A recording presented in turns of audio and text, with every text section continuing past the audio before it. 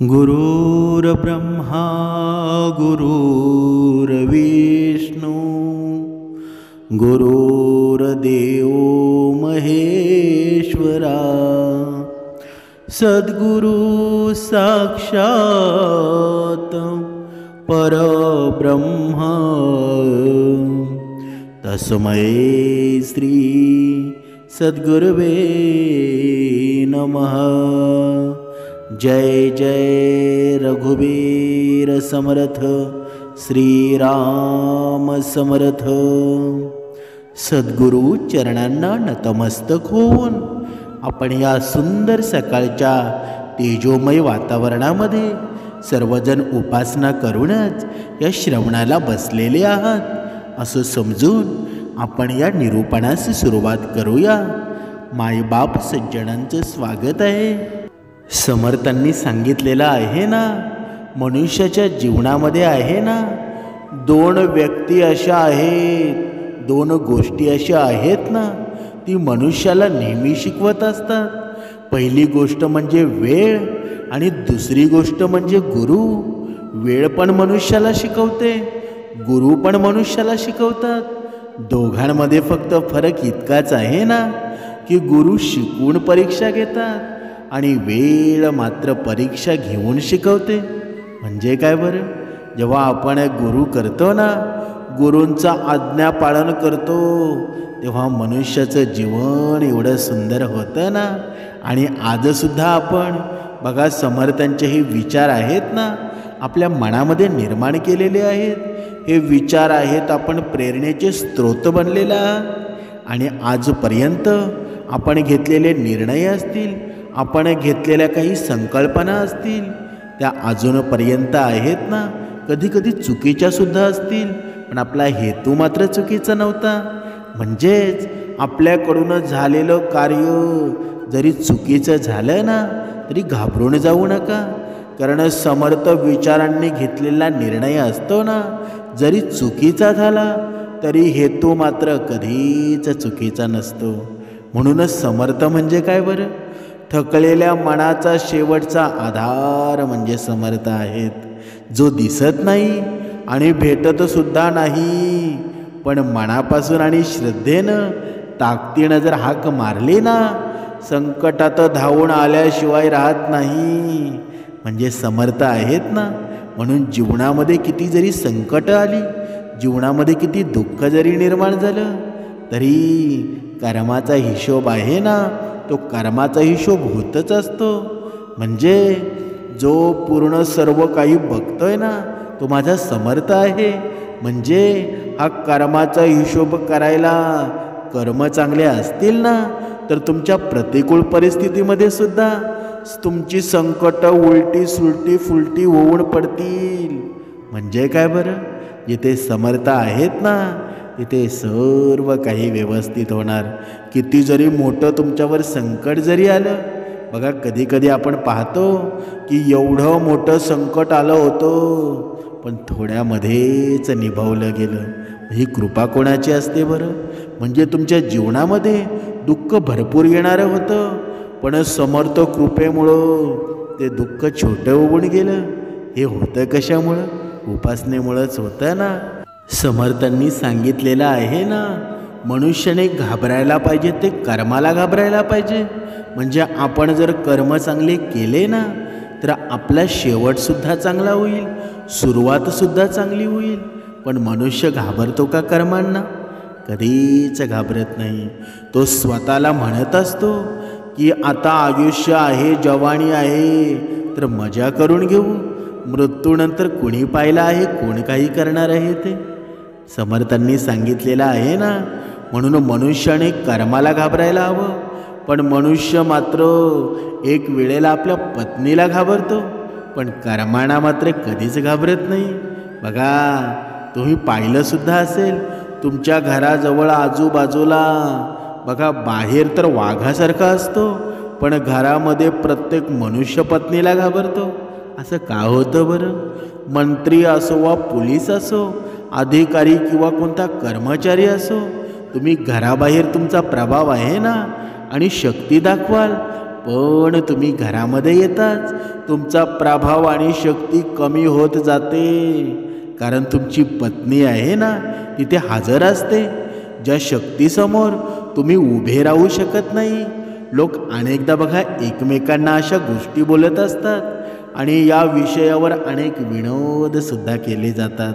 आपण विनोदाने बोलतो, बघा तू बायकोचा बैल आहे का, बघा आपण विनोदाने असं बोलतो ना. या सगळ्याचं कारण काय आहे बरं? या सगळ्याचं कारण कधी तुम्ही विचार केला आहे का? वास्तविक या सगळ्यामागे आहे ना, सगळ्यामागे काही पौराणिक गोष्टी आहेत ज्यात प्रश्नांचं उत्तर दडलेलं आहे. म्हणजे महादेव या विश्वामध्ये स्त्री निर्माण करणारे मानले जातात. त्यांनी अर्धनारेश्वराचं रूप धारण करून या विश्वामध्ये स्त्री निर्माण केली आणि त्या स्त्रीला त्यांनी पत्नी म्हणून स्वीकारलं. तेव्हा त्यांना त्या स्त्री शक्तीची जाणीवच झाली ना. महादेवांना एका स्त्रीची शक्ती कळाली जेव्हा त्यांनी त्या सतीला तिच्या मातृगृहामध्ये जाण्यास थांबवलं. तेव्हा क्रोधित सतीनं एक राक्षसी रूप धारण केलं आणि 10 महाविद्या निर्माण केल्या, ज्यांनी महादेवांवर हल्ला केला. 10 महाविद्यांपासून त्या सुटण्यासाठी शेवटी महादेवांना सतीचा आश्रय घ्यावा लागला. म्हणजेच महादेव आणि सती यांनी ठरवलं की पत्नीचं नेहमी पतीवर राज्य असेल. पत्नीचा प्रभाव केवळ महादेवांवरच नाही तर वैकुंठामध्ये सुद्धा दिसून येतो. बघा तुम्ही विचारात पडले असाल. बघा आपण या कलियुगामध्ये सुद्धा बघतो की जरी हा मनुष्य आहे ना, बाहेर किती जरी वाघासारखा असला तरी घरी गेल्यानंतर त्याला शेळीसारखंच जीवन जगावं लागतं. बघा तुम्हाला वैकुंठामध्ये सुद्धा हे दिसेल. श्री विष्णूंची पत्नी देवी लक्ष्मी आहे ना, नेहमी भगवान श्री विष्णूंचे पाय दाबताना दिसते. परंतु एकदा दुर्वासा ऋषींच्या शापामुळं देवी लक्ष्मी क्रोधित होऊन वैकुंठ सोडून आपल्या मातृगृहामध्ये म्हणजे सागराकडे गेली. यानंतर देवलोक तसेच वैकुंठामध्ये सुद्धा अंधार झाला आणि वैकुंठाचं वैभव संपलं होतं. यानंतर समुद्र मंथन करून देवी लक्ष्मी पुन्हा प्रकट झाली ना. बघा या गोष्टी तुम्हाला सगळ्यांना माहीत आहेत, पण या गोष्टीमधून जे सार आहे ना त्या समर्थ निरूपणामध्ये मिळत असतं. बघा त्यानंतर श्री विष्णूंनी लक्ष्मीला परत कधीच नाराज केला नाही, परत कधीच नाराज करण्याचा धोका पत्करला नाही. प्रत्येक स्त्रीमध्ये देवी लक्ष्मीचा वास असतो असं म्हटलं जातं ना. ज्याला गृहलक्ष्मी म्हणतात त्यांच्यामुळंच घर चालतं, सुख शांती नांदते ना, हे तिला माहीत आहे. म्हणूनच ती आपली ताकद सिद्ध करत राहते. म्हणून प्रत्येक पुरुषानं आहे ना स्त्रीला कधीच कमी लेखू नये.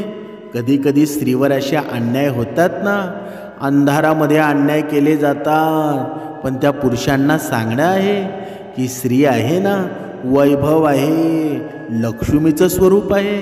असं म्हणतात ना, एखाद्या चांगल्या पुरुषाच्या मागे भाग्यवान स्त्रीचं असते ना. म्हणून स्त्रीला समाजामध्ये मान द्या. स्त्री जर तुमच्या सोबत असेल ना तर तुमच्या घरामध्ये लक्ष्मी नांदत असते. म्हणून एक स्त्री आहे ना मनुष्याच्या जीवनाचं सामर्थ्य बनत असते. जेव्हा महादेव आणि श्री विष्णू आपल्या पत्नींचं सामर्थ्य स्वीकारतात तेव्हा ब्रह्मदेव यापासून कसे सुटतील बरं? बघा त्रिदेवांमध्ये जे सृष्टिकर्ता आहेत, देवी सरस्वती देवीची सत्ता आहे हे स्वीकारतात ना. कारण एकदा पितामह ब्रह्मदेवांनी पुष्करमध्ये यज्ञ आयोजित केला आणि देवी सरस्वतीला यज्ञस्थळी पोचायला थोडा वेळ लागला. म्हणून त्यांनी गायत्री नावाच्या कन्येशी लग्न केलं. देवी सरस्वतीनं गायत्रीला ब्रह्मदेवांसोबत पाहिलं तेव्हा तिनं ब्रह्मदेवांना शाप दिला की त्यांची कुठेच पूजा होणार नाही आणि रागारागाने ती रत्नागिरी पर्वतावर गेली. येथे सावित्रीच्या रूपामध्ये देवी सरस्वतीची पूजा केली जाते. म्हणजे बायकोला राग आला तर सगळ्यांना सगळंच बिघडतं. म्हणूनच बायकोला आनंदी ठेवणं हा नवरा आपल्या हिताचं मानतो. आजसुद्धा आपण बघतो ना, जर आपण एखादी गोष्ट करायची झाली ना तर अगोदर आपल्या पत्नीला विचारतो की हे असं असं काम मी करायला घेतलेलं आहे, तुला कसं वाटतं बरं. जर आपली पत्नी म्हणाली ना की नाही, यामध्ये मला धोका वाटतो, यामध्ये चांगली गोष्ट नाही आहे, मग लगेच आपण ते कॅन्सल करतो. म्हणजे स्त्रीला महत्त्व का दिलेलं आहे? कारण पौराणिक गोष्टींवरून आपल्याला असं दिसून येतं, या इतिहासामध्ये आपल्याला असं दिसून येतं ना की आजपर्यंत जे निर्णय स्त्रीच्या सोबतीनं केलेले आहेत ना त्यावर विजय प्राप्त केलेला आहे. म्हणून जेव्हा देवी सतीनं पार्वतीच्या रूपामध्ये पुनर्जन्म घेतल्यानंतर महादेवांशी लग्न केलं ना, तेव्हा तिने महादेवांसमोर अपत्य प्राप्तीची इच्छा व्यक्त केली. महादेवांनी पार्वतीची ही इच्छा पूर्ण करण्यास नकार दिला आणि कैलास पर्वत सोडला ना. तिची इच्छा पूर्ण करण्यासाठी देवीनं नंतर तिच्या शरीराच्या उठण्यापासून एक मूळ निर्माण केलं आणि त्याला जिवंत केलं. येथे देवी पार्वतीनं हे सिद्ध केलं की तिला तिच्या इच्छा पूर्ण करण्यासाठी कोणालाही प्रसन्न करण्याची गरज नाही. अशा प्रकारे देवी पार्वतीनं आपलं सामर्थ्य दाखवून महादेवांना आश्चर्यचकितच केलं ना. आणि शेवटी महादेवांना देवीसमोर नतमस्तकच व्हावं लागलं ना. म्हणजे स्त्रीची जर इच्छा असेल तर तिच्या बाळावर तिची इच्छा पूर्ण करण्याची ताकद आहे ना, ती तिच्यामध्ये असते. समर्थांनी ते सांगितलेलं आहे ना, आजच्या या कलियुगातली स्त्री एवढी निडर झालेली आहे ना. बघा, स्वतःचे निर्णय स्वतः घेते, पण कधी कधी आहे ना स्त्री हळवीसुद्धा असते. बघा, ती अत्याचार कधी कधी सहन करते, पण समर्थांनी सांगितलेलं आहे ना, तू अत्याचार कधी सहन करू नकोस, तू स्वतः निर्णय घे. जिथे तुझ्यावर अत्याचार होतील ना तिथे तू सामोरे जायला हवं. दुसरा कोणी सोडवायला येईल, तिसरा कोणीच मदत करेल याची तू वाट पाहू नकोस. म्हणून स्वतः निर्भरा असेल ना तर तुमच्या जीवनामध्ये तुम्हाला कोणीही त्रास देऊ शकणार नाही. म्हणून हे समर्थ विचार ज्या स्त्रीनं किंवा पुरुषानं आपल्या आत्मसात केले ना, त्या स्त्रीचं आयुष्य आनंदी झाल्याशिवाय राहणार नाही. म्हणूनच स्त्रीनं जर ठरवलं ना तर तिची इच्छा असेल तर तिच्या बाळावर तिची इच्छा पूर्ण करण्याची ताकद तिच्यामध्ये असते. फक्त हे पुरुष मनाला चांगले ठाऊक असतं. म्हणूनच स्त्रीच्या शक्तीपुढं नेहमीच डोके टेकतात. म्हणजे शनी महाराजांना सारं जग घाबरतं. तुम्हीसुद्धा ऐकलं असेल की जर शनीची 7.5 मनुष्याच्या जर मागे लागली ना तर मनुष्य राजाचा रंकच होऊन जातो ना, म्हणजे भिकारीच होऊन जातो.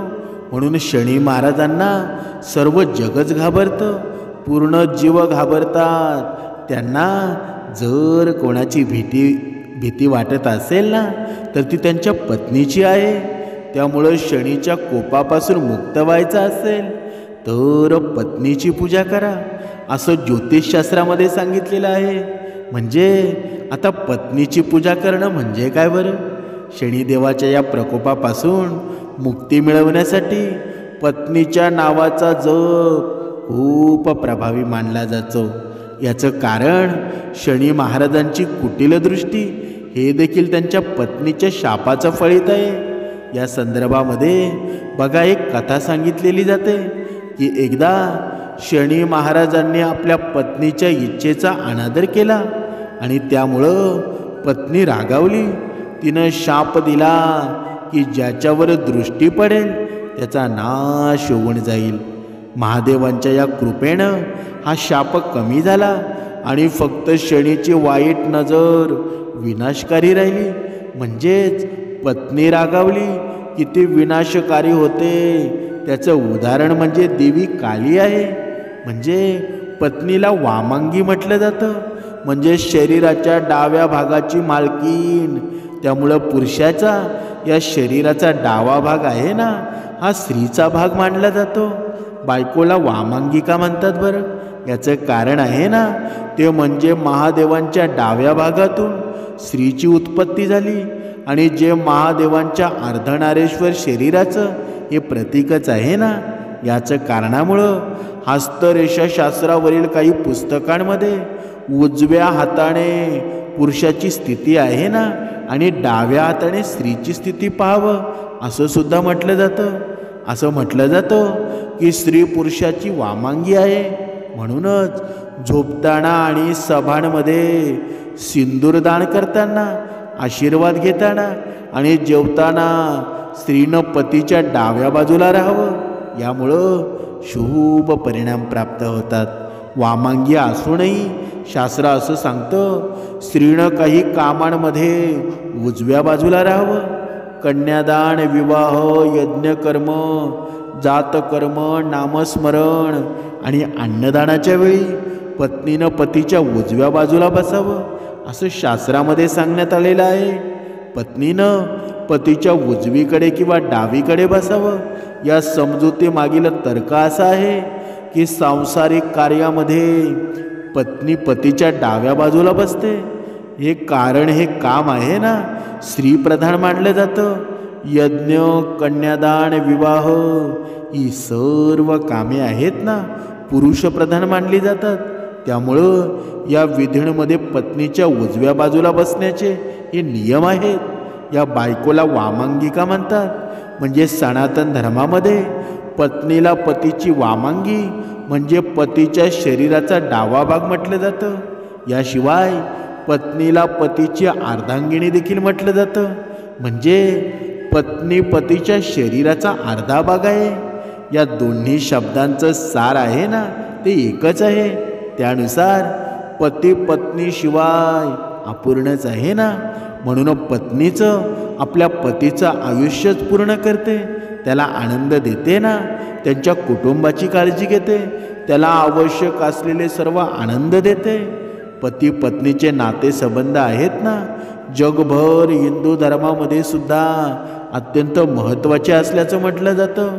म्हणजे प्रसिद्ध धार्मिक ग्रंथ महाभारतामध्ये सुद्धा पती पत्नीच्या ह्या महत्त्वाच्या नात्याबद्दल बरेच काही सांगितले गेलेले आहे. भीष्म पितामह म्हणाले होते की पत्नीनं नेहमी आनंदी राहावं, कारण तिच्याद्वारेच वंश वाढतं आणि ती घराची लक्ष्मी असते. आणि लक्ष्मी प्रसन्न असेल ना, तरच घरामध्ये सुख समृद्धी येईल. याशिवाय अनेक धर्मग्रंथामध्ये पत्नीचे गुण आहेत ना, ते सविस्तर आपल्याला पाहायला मिळतात. आज तुम्हाला गरुड पुराणामध्ये सांगितलेल्या या पत्नीच्या काही गुणांची थोडक्यात माहिती मिळणार आहे. गरुड पुराणामध्ये पत्नीचं खूप सुंदर वर्णन केलेलं आहे. त्याच्यामध्ये सांगितलेलं आहे, पत्नीच्या गुणानुसार व्यक्ती ज्याच्या पत्नीमध्ये गुण असले पाहिजेत तर त्यांनी स्वतःला भाग्यवान समजावं.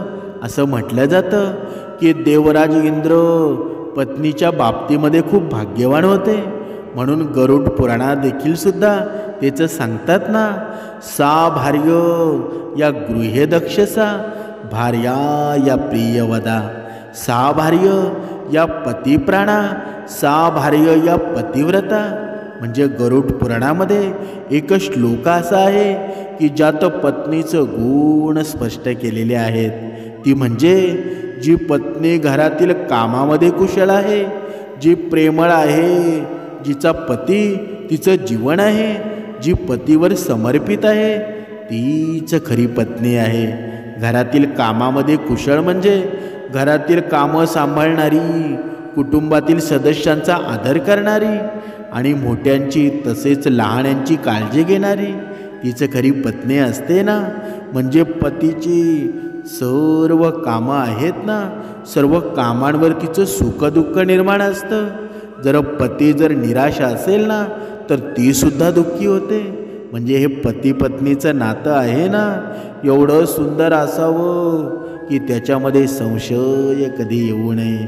आणि समर्थांनी सांगितलेलं आहे ना की असे अनेक पती पत्नी होते की त्यांचं लग्न झाल्यापासून कधीच पटत नव्हतं, पण ज्या दिवसापासून या समर्थ विचारांमध्ये आलेले आहेत ना, या भक्तिमार्गामध्ये आलेले आहेत, त्या दिवसापासून त्यांचं एवढं सुंदर जमतं ना, त्यांच्या नात्यामध्ये कसलाही वाद नाही, त्यांचं नातं एवढं आनंदामध्ये चालू आहे ना, म्हणजे ही समर्थ कृपा आहे ना ज्याने मनामध्ये निर्माण केली, त्या पती पत्नीचं कल्याणच झालं ना.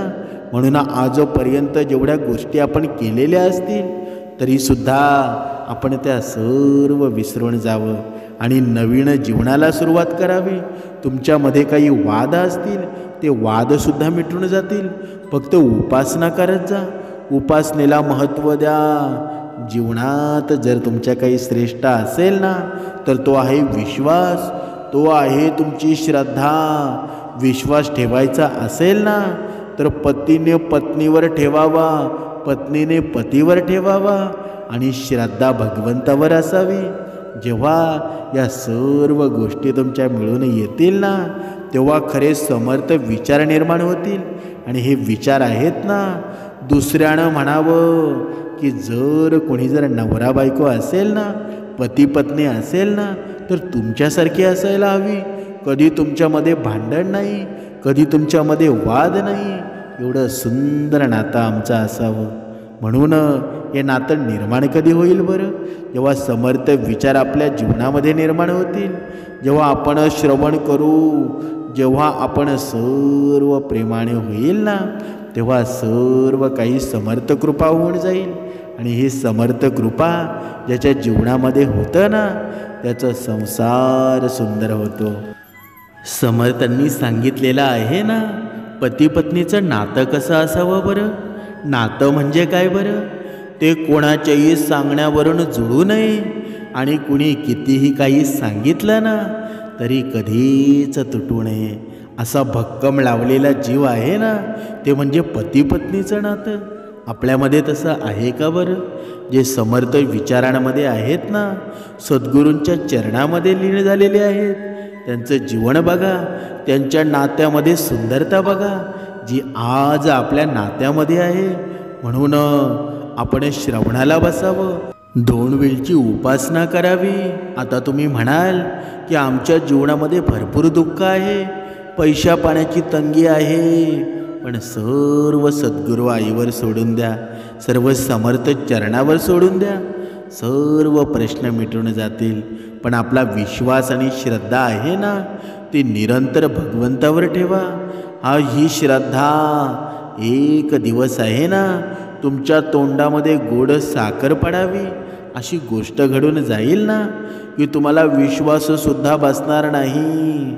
म्हणून भगवंत आहे ना, एक गोष्ट नेहमी लक्षात ठेवा, हे जीवनामध्ये सर्व काही झाडाचं पानसुद्धा हलतं ना, झाडाचं पानसुद्धा कधी पडावं हे देखील भगवंत ठरवत असतो. मग आपल्या जीवनामध्ये सुख कधी निर्माण करावं हे सुद्धा भगवंतच ठरवेल ना. म्हणून सर्व काही भगवंतावर सोडून द्या. जे त्याला वाटतं ना तुमच्यासाठी काय चांगलं आहे ते तुमच्या जीवनामध्ये नक्कीच करणार आहे. फक्त विश्वास ठेवा, श्रद्धा ठेवा, कर्म चांगली करा, दुसऱ्याच्या जीवनामध्ये सुख निर्माण करा, तुमचं जीवनसुद्धा सुखी होईल. कारण भगवंताचा अंत आहे ना तो वेदांनासुद्धा कळाला नाही. पण जर आपण पवित्र मनाने भगवंताची भक्ती केली ना म्हणजे आपण मोठा मनुष्य नसू पण भगवंताला आवडतं ते प्रेम, पवित्र नातं. आणि ही पवित्र भक्ती आहे ना कोणीही करू शकतो. तुम्हाला किती येतं, किती वाचता लिहिता येतं, तुम्ही शाळेमध्ये किती हुशार होता, किती पैसा कमवता, या गोष्टींना भक्तीमध्ये कधीच प्राधान्य दिलं जात नाही.